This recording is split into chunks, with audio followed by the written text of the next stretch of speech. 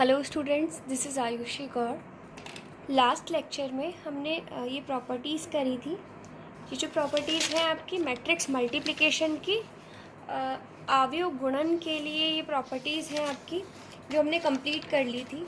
अब हम नया जो टॉपिक पढ़ रहे हैं इसी में, वो है आपका गुणन प्रतिलोमी अवयव।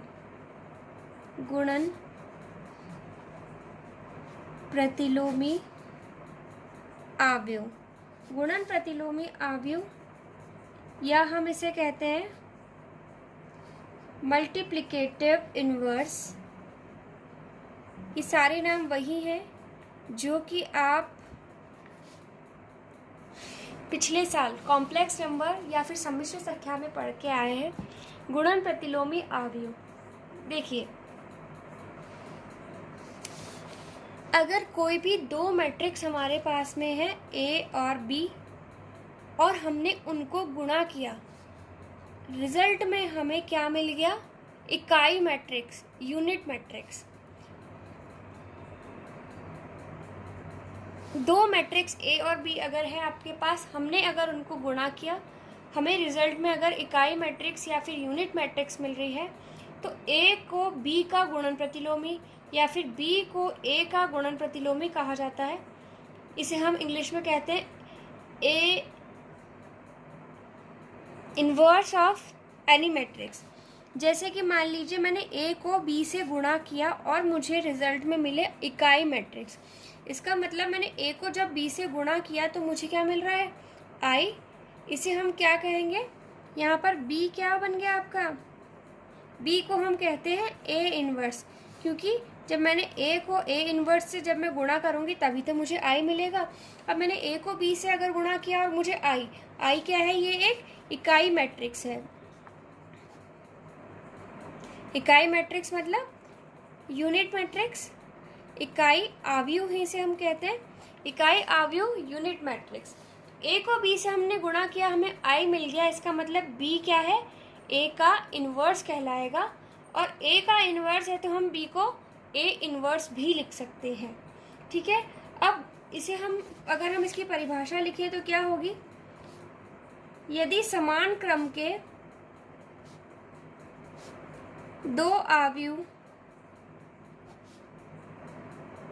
इस प्रकार है कि दो अवयव ए तथा बी इस प्रकार हो कि ए बी बराबर आई बराबर बी ए, तब बी को ए का गुणन प्रतिलोमी अर्थात बी बराबर ए इनवर्स कहा जाता है। इसी प्रकार यहाँ पर देखिए, बी को ए से गुणा कर रहे हैं, तो ए को बी का गुणन प्रतिलोमी अर्थात ए बराबर बी इनवर्स कहा जाता है। इनवर्स मतलब प्रतिलोमी। इसे इंग्लिश में कैसे लिखेंगे हम? If product of two matrices A and B such that AB is equals to I is equals to BA, then A is equals to B inverse। A को हम क्या कहते हैं? B inverse, and B is equals to A inverse। हम B को क्या कहेंगे? A inverse। यही आपका गुणन प्रतिलोमी होता है, या फिर हम इसे मल्टीप्लिकेटिव इनवर्स कहते हैं। मल्टीप्लिकेटिव इनवर्स क्या है? ऐसी मैट्रिक्स जिसको दूसरी मैट्रिक्स से गुणा करने पर हमें एक आइडेंटिटी मैट्रिक्स या फिर इकाई मैट्रिक्स मिल जाए। तो ये है आपका मल्टीप्लिकेटिव इनवर्स, गुणन प्रतिलोमी। नेक्स्ट जो है आपका टॉपिक जीरो डिविजर्स। ये सब आपको याद होने चाहिए। जीरो डिविजर्स, शून्य के भाजक। डेफिनेशन क्या है? यदि दो अशून्य अवयव ए तथा बी का गुणन ए बी एक शून्य अवयव हो तब ए तथा बी शून्य के भाजक कहलाते हैं। पहले हम डेफिनेशन इंग्लिश में भी लिख लेते हैं, उसके बाद इसका मीनिंग मैं आपको समझा दूंगी। लिखिए, if product of two non zero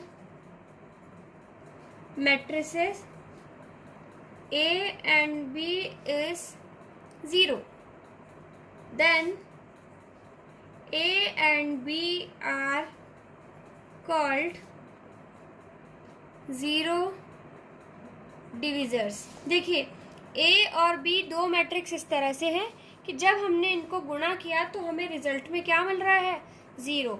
तो A और B इनको हम क्या कहते हैं, जीरो डिविजर्स, अर्थात शून्य के भाजक। देखिए, अगर दो मैट्रिक्स हैं ए और बी, हमने उन दोनों को गुणा किया और हमें रिजल्ट में क्या मिल रहा है, 0।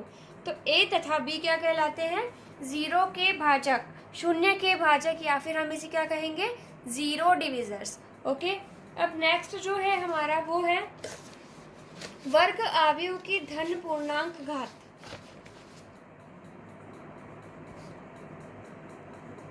वर्ग अवयव की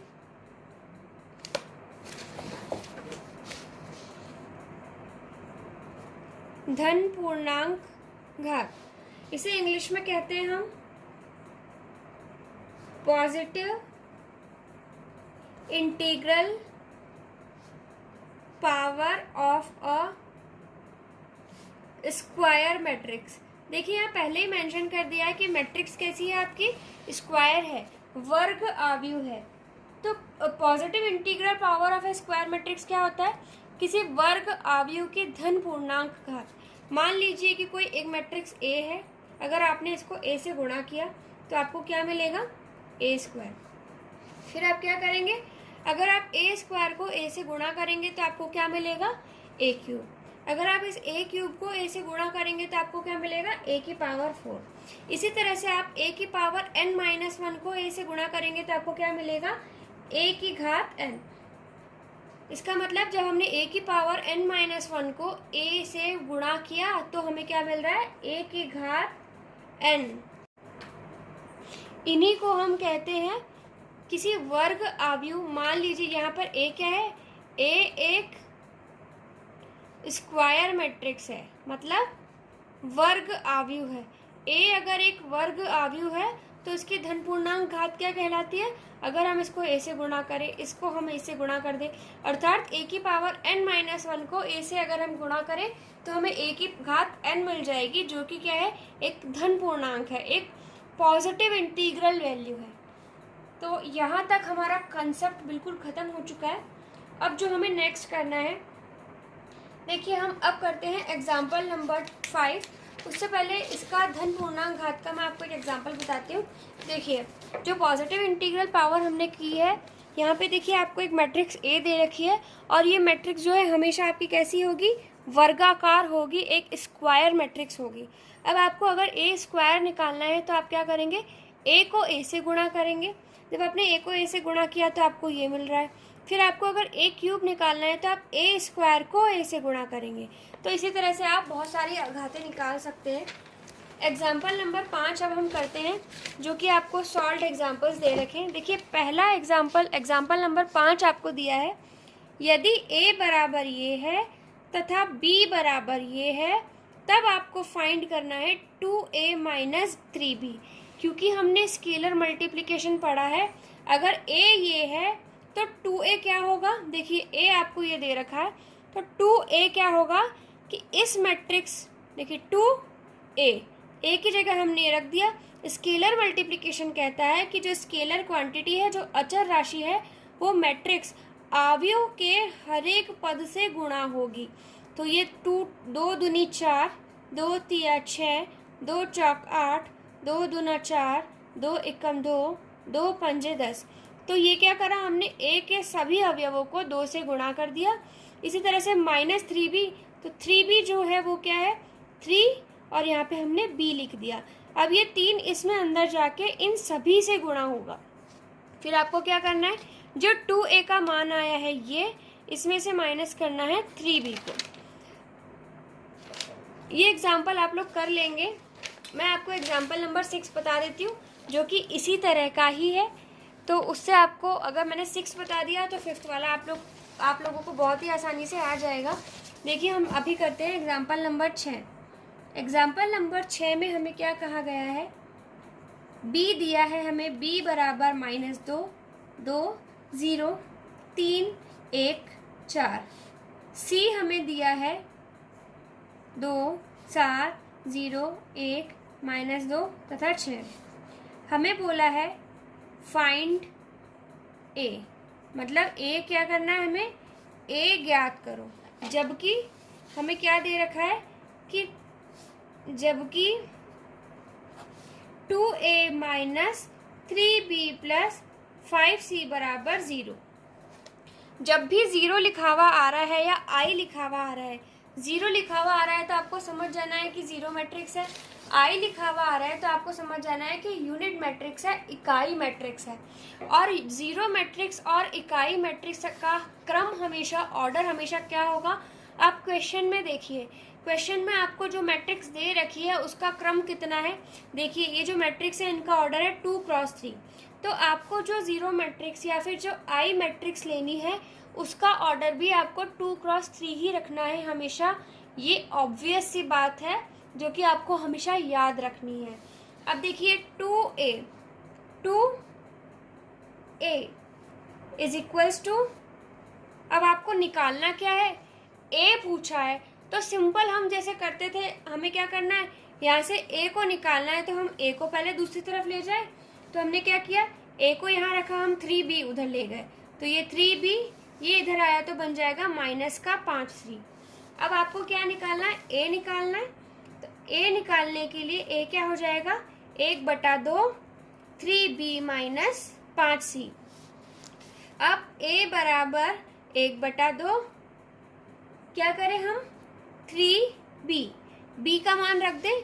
b का मान क्या है आपका, -2, 3, 2, 1, 0, 4 -5c, 5 लिख दिया मैंने। अब c कितना है, 2, 0, -2, 7, 1, 6। ये करने के बाद में इसे अब बस हमें सिंपल जैसे सॉल्व करते हैं हम वैसे सॉल्व करना है। देखिए अदिश गुणन में हमने क्या सीखा है कि अगर बाहर कोई अदिश संख्या है तो वो अंदर जाके इन सभी नंबरों से गुणा हो जाती है।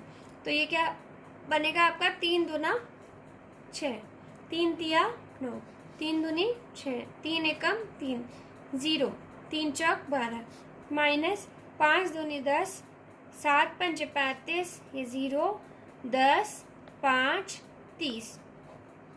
यहाँ तक पहुँचने के बाद देखिए अब यहाँ पे क्या हो रहा है, एक मैट्रिक्स में से हमें घटानी है दूसरी मैट्रिक्स, और हमने मैट्रिक्स सब्ट्रैक्शन, मैट्रिक्स का व्यवकलन पढ़ा है, आव्यूहों का व्यवकलन पढ़ा है। उसमें हमने क्या पढ़ा था कि कोई भी 2 मैट्रिक्स को हम आपस में सिर्फ तभी घटा सकते हैं जबकि उनका क्रम समान हो। इसका क्रम कितना है, 2 क्रॉस 3। इसका क्रम कितना है, इसका भी 2 क्रॉस 3। इसका मतलब क्या हो गया,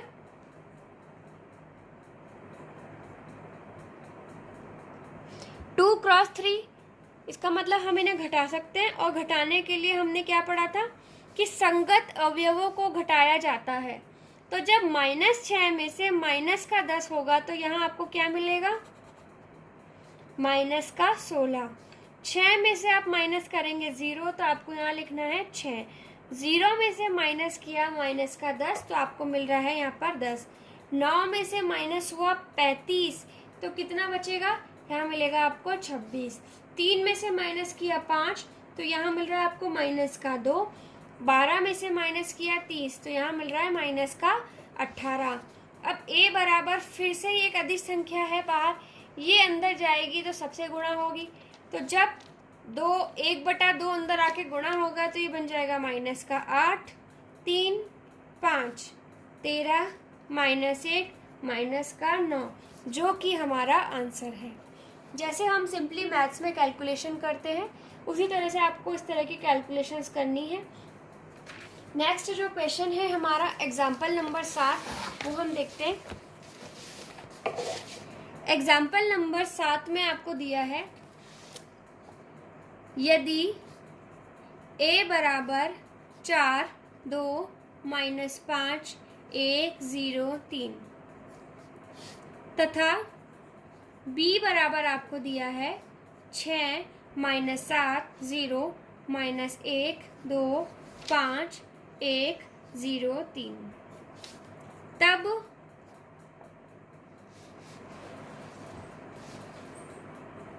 आपको बोला है कि तब आप AB, BA या दोनों जिनका अस्तित्व हो वो निकालने हैं। अब देखो हम देखते हैं AB के लिए सबसे पहले देखो A का क्रम कितना है, 2 × 3, क्योंकि 2 पंक्तियां और 3 स्तंभ, 2 रो और 3 कॉलम है। यहाँ पर 3 रोज एंड 3 कॉलम है। अब AB अगर मुझे निकालना है तो AB निकालने के लिए मैं ये देख रही हूँ कि जो मुझे A दिया है उसका ऑर्डर कितना है, 2 × 3, और जो मुझे B दिया है उसका ऑर्डर कितना है, 3 × 3। यहाँ पर इसके स्तंभों की संख्या इसकी पंक्तियों की संख्या के बराबर है, मतलब इसमें number of column number of rows के बराबर आ रहा है। इसका मतलब हम AB निकाल सकते हैं, AB का अस्तित्व है। यहाँ A के स्तंभों की संख्या बराबर B के पंक्तियों की संख्या। Here number of columns of A is equals to number of rows of B। इसका मतलब क्या है कि हम A को B से गुणा कर सकते हैं। This implies AB exists। इसका मतलब है AB का अस्तित्व है। ये चीज़ हमने मैट्रिक्स मल्टीप्लिकेशन में आव्यूहों के गुणन में सीखी थी कि कोई भी 2 मैट्रिक्स का गुणन सिर्फ तभी हो सकता है जबकि पहली मैट्रिक्स के स्तंभों की संख्या दूसरी मैट्रिक्स की पंक्तियों की संख्या के बराबर हो, जबकि फर्स्ट मैट्रिक्स के number of columns second matrix के नंबर ऑफ रोज के इक्वल हो तो ही मैट्रिक्स मल्टीप्लिकेशन एग्जिस्ट करता है, वरना नहीं करता है। यहाँ पे ये कंडीशन फुलफिल हो रही है। इसका मतलब ये है कि AB जो है वो एग्जिस्ट करता है, अतः हम A को B से गुणा कर सकते हैं। अब A को हमें B से गुणा करना है, मल्टीप्लिकेशन करना मैंने आपको सिखाया है, लेकिन अभी आपको आया ही नहीं है क्योंकि क्वेश्चंस की प्रैक्टिस नहीं की है ना। जब तक हम क्वेश्चंस की प्रैक्टिस नहीं करेंगे हमें आएगा ही नहीं। मैट्रिक्स मल्टीप्लिकेशन के लिए मैं आपको बहुत सारे क्वेश्चंस करवाऊंगी। पहला क्वेश्चन यही आ गया है। देखिए मैंने आपको कहा था जब भी आपको 2 मैट्रिक्स को गुणा करना पड़े तो सबसे पहले आप उनका ऑर्डर लिख लीजिए। अब इनका ऑर्डर लिखने के बाद में जो AB मैट्रिक्स A को B से गुणा करने के बाद आपको क्या मिलेगा, AB मिलेगा। इस AB का क्रम क्या होगा, ये होगा आपका 2 × 3, ये इसका क्रम होता है। तो 2 × 3 इसका मतलब आपको AB जो मैट्रिक्स मिलेगी वो ऐसी मिलेगी जिसमें 2 रो और 3 कॉलम होंगे। तो ये 2 रो हम बनाएं, A11, A12, A13, A21, A22, A23। हम ये इसलिए बनाते हैं ताकि हमें मैट्रिक्सों को गुणा करने में सुविधा रहे। हमारे ऐसा लिखने से हमारी गलती होने के चांसेस बहुत कम हो जाते हैं। यहाँ तक कि मैं भी अभी भी जब भी मैट्रिक्स मल्टीप्लिकेशन करती हूँ तो ये स्टेप ज़रूर लिख लेती हूँ ताकि मुझसे जल्दबाजी में कोई गलती ना हो जाए। कई बार हमें मैट्रिक्स मल्टीप्लिकेशन आता है लेकिन हम एग्ज़ाम की हड़बड़ी में गलत कर देते हैं, तो उस गलती से बचने का सबसे अच्छा तरीका है कि आप इस तरह से लिख लीजिए। अब देखिए आपको क्या करना है, ए बी जो मैट्रिक्स हमें बनानी है, A11 पहली संख्या, यह जब मैट्रिक्स शुरू किया था तभी हमने बताया था AIJ पहला जो है हमेशा रो को बताता है, दूसरा हमेशा कॉलम को बताता है। मैट्रिक्स मल्टीप्लिकेशन में आपको ये ध्यान रखना है कि जो पहला वाला है वो फर्स्ट मैट्रिक्स के रो की बात कर रहा है और जो दूसरा वाला है वो दूसरी मैट्रिक्स के कॉलम की बात कर रहा है। A11 का मतलब क्या है कि पहली रो को पहले कॉलम से गुणा करो। तो हमने किया 4 इंटू 6। फिर अभी एक को करने से काम नहीं चलेगा, इसको इससे करेंगे, फिर हम जोड़ेंगे किसे, 2 इंटू -1, तो ये बनेगा आपका 2 गुणा -1। फिर क्या करना है, फिर जोड़ना है -5 गुणा 1, -5 गुणा 1, इस तरह से आपको करना है। ये क्या है आपका A21 मतलब दूसरी रो को पहले कॉलम से 1 गुणा 6 प्लस 0 गुणा -1 प्लस 3 गुणा 1, इस तरह से करना है आपको। अब A12 का मतलब क्या है कि पहली रो को इसके दूसरे कॉलम से गुणा करो। इसका मतलब 7 चौक 28, तो यहाँ बनेगा आपका -28। 2 दूनी 4, इसमें आपने 4 जोड़ा, 5 इंटू 0, ये बन गया आपका 0। ठीक है। अब A13 का मतलब क्या है, यहाँ पर मैंने आपको दिखाया है कि किस तरह लिखा है, यहाँ पे मैं अब डायरेक्ट लिख रही हूँ। A13 का मतलब क्या है कि पहली रो को तीसरे कॉलम से गुणा करो। तो 4 गुणा 0, 0, 2 गुणा 5 प्लस 10, माइनस का 5 गुणा 3, तो ये माइनस का 15। इसी तरह से अब आपको क्या करना है, A22 निकालना है, मतलब दूसरी रो को दूसरे कॉलम से गुणा करो। 1 गुणा -7, यहाँ बनेगा -7, 0 गुणा 2 प्लस का 0, 3 गुणा 0, तो ये बनेगा 0। अब A23 का मतलब है कि दूसरी रो को तीसरे कॉलम से गुणा करो। तो 1 इंटू 0, 0, 0 इंटू 5, 0, 3 3 9, इसमें हमने ऐड कर दिया। अब जब हम ये कैलकुलेशन करेंगे, आप लोग ये करना, तो हमें ए बी क्या मिल जाएगा, जो ए बी हमें मिलेगा वो मिल रहा है ए बी बराबर 17 माइनस का 24 माइनस का 5, 9 -7 9, जो कि एक 2x3 की मैट्रिक्स है।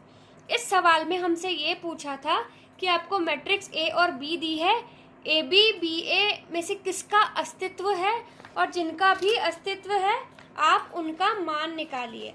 हमने देखा, सबसे पहले हमने चेक किया कि ए बी का अस्तित्व है क्या। ए बी का अस्तित्व था, अस्तित्व कैसे था कि पहली मैट्रिक्स के नंबर ऑफ कॉलम दूसरी मैट्रिक्स के नंबर ऑफ रो के बराबर थे। तो हमने देखा कि ए बी का अस्तित्व है, तो ए बी का मान हमने निकाल दिया। अब हमें देखना है कि बी ए का अस्तित्व है क्या। अब बी ए के लिए हम देखते हैं, हम लिखते हैं बी का मान क्या है, 6 -7 0 -1 2 5 1 0 3। अब हम लिखेंगे ए 4 2 -5 1 0 3। इसका क्रम है आपका 3x3, इसका क्रम है आपका 2x3। अब देखिए आपको बोला है बी ए का अस्तित्व है क्या। अगर बी ए का अस्तित्व है तो बी ए का मान निकालिए। बी ए का अस्तित्व कब होगा, कोई भी दो मैट्रिक्स गुणन के लिए अनुकूल कब होती हैं, जबकि पहली मैट्रिक्स के स्तंभों की संख्या दूसरी मैट्रिक्स की पंक्तियों की संख्या के बराबर हो, जबकि पहली मैट्रिक्स के नंबर ऑफ कॉलम दूसरी मैट्रिक्स के नंबर ऑफ रोज के बराबर हो, लेकिन ये तो बराबर ही नहीं है। इसका मतलब क्या है, number of columns of B is not equal to number of rows of A, अर्थात अवयव बी के स्तंभों की संख्या बराबर नहीं है किसके, अवयव बी के पंक्तियों के, अवयव बी नहीं सॉरी अवयव ए की पंक्तियों के। देखो ये बी है, ये ए है, इसके स्तंभों की संख्या इसकी पंक्तियों की संख्या के, इसका मतलब इसके नंबर ऑफ कॉलम इसकी नंबर ऑफ रोज के बराबर नहीं है। It means B A does not exist, अर्थात बी ए का अस्तित्व नहीं है। अब जब बी ए से गुणा हो ही नहीं सकता तो हमें अब बी ए निकालना ही नहीं है, क्योंकि बी ए निकल ही नहीं सकता है। ठीक है, आई होप आपको समझ में आ गया होगा। हम अब देखते हैं एग्जाम्पल नंबर 8। जैसे कि मैं आपको क्लास में करवाती हूँ, एक एक एग्जाम्पल करवाती हूँ, वैसे ही मैं यहाँ पे आपको एक एक एग्जाम्पल भी डिस्कस करेंगे। हम एक्सरसाइज का भी एक एक क्वेश्चन हम डिस्कस करेंगे, मिसलीनियस भी हम पूरी करेंगे। बस आपको मेरे साथ थोड़ी मेहनत करनी पड़ेगी। देखिए एग्जाम्पल नंबर 8 में आपको दिया गया है, for which value of x this equation will is equals to 0। X के किस मान के लिए ये समीकरण 0 के बराबर है, जहाँ 0 क्या है, एक जीरो मैट्रिक्स है 1 क्रॉस 1 की। ठीक है, अब हमें यहाँ क्या करना है, एक्स का मान निकालना है। ये भी बहुत सिंपल सा क्वेश्चन है, मैं आपको इसलिए करवा रही हूँ ताकि आपको समझ में आए कि एडिशन, अपने जो सब्सट्रैक्शन, मल्टीप्लिकेशन पढ़ा है उनका यूज़ क्या है। देखिए अब आपको यहाँ दे रखा है, यहाँ लिखा है 1x1, यहाँ लिखा है 1 3 2 2 5 1 15 3 2, और यहाँ लिखा है फिर से 1 2 x बराबर 0, और 0 इसने हमें क्या कहा है, 1 क्रॉस 1 की मैट्रिक्स। 1 क्रॉस 1 की मैट्रिक्स का मतलब क्या होता है, ऐसी मैट्रिक्स जिसमें एक ही पंक्ति हो और एक ही स्तंभ हो। देखो इसने क्या कहा है, 0 कैसी है, 1 क्रॉस 1 की मैट्रिक्स। 1 क्रॉस 1 का मतलब क्या है कि इसमें एक ही पंक्ति और एक ही रो है। देखो एक ही पंक्ति है एक ही रो है, समझ में आ रहा है, सॉरी एक ही पंक्ति, हिंदी इंग्लिश में मिक्स हो गया है, आई एम सॉरी। एक ही पंक्ति तथा एक ही स्तंभ है, एक ही रो और एक ही कॉलम है। आपको क्या करना है, ज्ञात क्या करना है, हमें निकालना है। इसने बोला है ज्ञात करो एक्स का मान हमें निकालना है। उसको करने के लिए हमें बिल्कुल भी टेंशन नहीं लेनी है, क्योंकि बहुत ही सिंपल सा सवाल है, जैसे हम सिंपल कैलकुलेशंस करते हैं वो हमें करना है। हमें इन तीनों को गुणा करना है और बराबर 0 ही तो दे रखा है। सिंपल इक्वेशंस हम मैथ्स में इतने समय से सॉल्व करते आ रहे हैं। इसको इससे गुणा करूँगी पहले मैं, क्या हम इसे इससे गुणा कर सकते हैं, क्या ये गुणन योग्य है भी, वो चेक करने के लिए हम देखते हैं इस मैट्रिक्स का क्रम कितना है। एक रो है 3 कॉलम है, एक पंक्ति है और 3 स्तंभ है, मतलब 1 क्रॉस 3 की मैट्रिक्स है ये। यहाँ पर 3 पंक्तियाँ हैं और 3 स्तंभ है, तो ये 3 क्रॉस 3 की मैट्रिक्स हुई। यहाँ पर 3 रो है और 1 कॉलम है, तो ये 3 क्रॉस 1 की मैट्रिक्स हुई। पहले अगर हम इन दोनों को गुणा करें तो हम देख रहे हैं कि इसके नंबर ऑफ कॉलम इसकी नंबर ऑफ रो के बराबर है क्या, है। इसका मतलब हम इन दोनों को आपस में गुणा कर सकते हैं। अब गुणा करने के लिए क्या करना है, देखिए पहले हमें क्या करना पड़ेगा, इसको इससे, क्योंकि जो रिजल्टिंग मैट्रिक्स हमारी बनने वाली है वो किस ऑर्डर की बनेगी, जब मैं इसको इससे गुणा करूंगी तो मुझे जो रिजल्ट में जो मैट्रिक्स मिलेगी उसका क्रम क्या होगा, 1 गुणा 3। इसका मतलब 1 रो होगी और 3 कॉलम होंगे। एक रो और 3 कॉलम होने का मतलब क्या है, मैं रफ में याद रख के दिखा रही हूँ, A11, A12, A13, क्योंकि एक रो और 3 कॉलम तो ऐसे ही बनेंगे। इट मीन्स A11 पहली रो को पहले कॉलम से मल्टीप्लाई करो, तो क्या बनेगा ये 1 into 1 1 plus 2 into x 2x plus 15 into 1 ये बन गया 15। ये हमने क्या किया है, A11 निकाला है फर्स्ट रो को फर्स्ट कॉलम से। अब हमें निकालना है A12, इसका मतलब फर्स्ट रो को सेकंड कॉलम से। 1 इंटू 3 3, बीच में लगाना है प्लस, x इंटू 5 5, x बीच में फिर लगाना है प्लस, 1 इंटू 3 इज 3। अब हमें क्या करना है, A13 निकालना है। A13 मतलब फर्स्ट रो को थर्ड कॉलम से गुणा करो, 1 गुणा 2 2, x इंटू 1 x, 1 इंटू 2 ये 2। आगे क्या दे रखा है आपको, 1 2 x बराबर 0। और इसका क्रम कितना है आपका, 3 क्रॉस 1। इसका क्रम कितना है आपका, 1 क्रॉस 3। अब इन दोनों को हमें गुणा करना है, तो देखो इसके नंबर ऑफ कॉलम इसकी नंबर ऑफ रो के बराबर है क्या, है ना। ये भी 3 है, ये भी 3 है, इसका मतलब हम इन दोनों को गुणा कर सकते हैं। जब हम इन दोनों को गुणा करेंगे तो हमें रिजल्ट में जो मैट्रिक्स मिलेगी उसका क्रम क्या आएगा, 1 क्रॉस 1। ठीक है, ये जो इसके आगे वाला और इसका पीछे वाला है, ये हमेशा रिजल्टिंग मैट्रिक्स का जो आपको परिणाम में जो अवयव मिलने वाला है उसका क्रम बताता है। जब हम इसको इससे गुणा करेंगे तो हमें रिजल्ट में जो मैट्रिक्स मिलेगी वो कैसी मिलेगी, 1 क्रॉस 1 की मैट्रिक्स मिलेगी। अब कैसे बनेगा ये, फिर से हम करते हैं। 1 क्रॉस 1 की मैट्रिक्स मतलब इसमें सिर्फ एक ही अवयव होगा, इसको हमने 1 से गुणा किया तो हमें क्या मिलेगा। सबसे पहले तो हम इसे दोबारा इस पेज पे लिख लेते हैं, ये पेज बहुत छोटा सा बचा है। देखिए 1 plus 2x plus 15, 3 plus 5x plus 3,